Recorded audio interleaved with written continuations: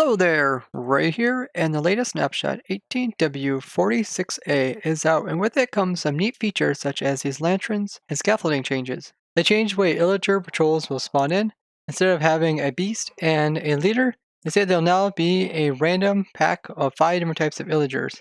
They also removed the beast from this pack. Here you can see one that spawned in. I only count 4 of these guys here.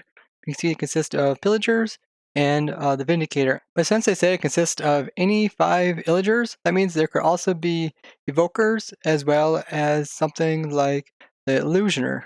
Since there is no beast added into this group here, maybe they'll have the beast as well as the leader patrol come in a different group, and then as he's moving through, he'll pick up these guys and add them to his raid. And I'm guessing that beast will come into the game in a way that is specific to the player knowing so. So maybe the player does a certain thing and this causes the raid to occur.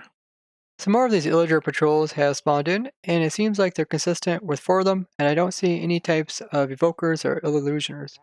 A raid just came, and this raid consists of 4 guys, and they're pathfinding towards these villagers very accurately. You can see this one also consists of a banner holder.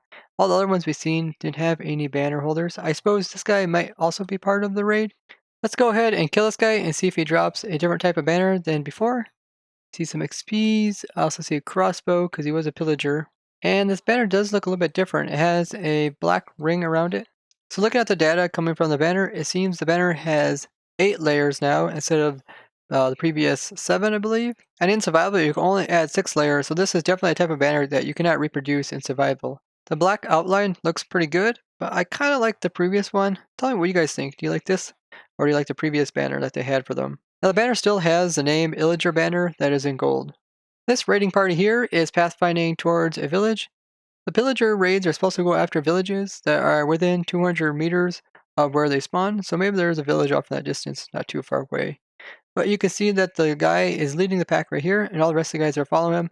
Other guys that were in this area that were right on here, looks like they might have joined in with him, because I don't see him anymore. There were a bunch of them right here, and they might have had this guy spawn in, and then they all just started following him towards their destination.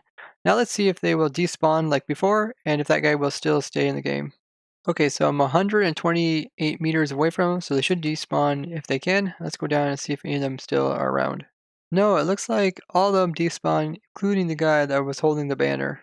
So it seems in these pillager raids, they don't have a leader, and maybe only at night do the leader guys spawn in. Because so far, during the daytime, every time, you can see these little bunches, they spawn in, but they don't have any leader. And only at night did I actually see a leader, and he'll kind of collect these guys up and take them on their journey. It seems the Vindicator will produce emeralds, but these guys, the pillagers, they're not dropping any emeralds. They also came with a new block called Lantern, which can be hung from the ceiling and looks like so, or it can be placed in the ground and it looks like this. And you can craft up a lantern using 8 iron nuggets with 1 torch in the center. This will produce 1 lantern. The lanterns work very similar to that of the bell. If you would break the block underneath it, it'd pop off, or if they're hanging from the ceiling, if you would break that block, then they would pop off and drop it as an item. The lanterns can be found in the decoration tab inside the creative menu at the very bottom, along with the other blocks that are added. The lantern has a unique collision box. It actually has 2 of them. You can see this bigger one right here. There's this ledge, and then you can also stand at this very top little smaller piece here. And it's kind of a size between a cobble wall and that of like a fence. So a cobble wall is slightly bigger, and a fence is slightly smaller, so I can stand this edge here. Then you can see my coordinates. I am 0.43, and then if I move over 1, now I'm 0.56.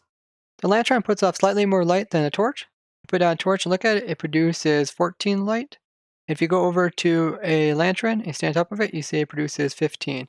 Now there are other things in the game that also produce 15 light, such as beacons, and gateways, and portals, fire, glowstone, jack-o'-lanterns, lava, redstone lamps, sea lanterns, or sea pickles, and conduit. But the lantern itself is extremely aesthetically pleasing, as it has this little chain that goes into many builds very easily.